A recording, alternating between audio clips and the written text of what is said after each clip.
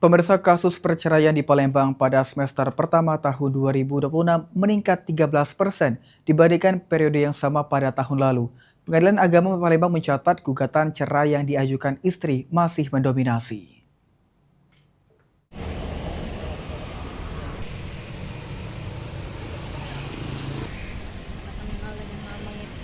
Hingga 30 Juni 2026, Pengadilan Agama Kelas 1A Palembang mencatat 1.739 perkara perceraian.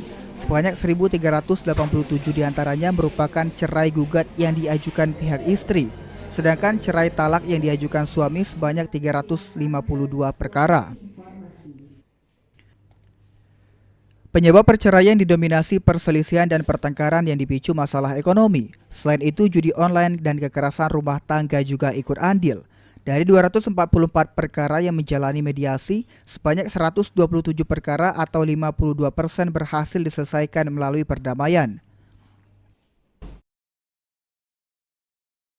Jadi di semester yang sama, di tahun yang berbeda dibanding dengan tahun sebelumnya itu ada kenaikan sebesar 13%.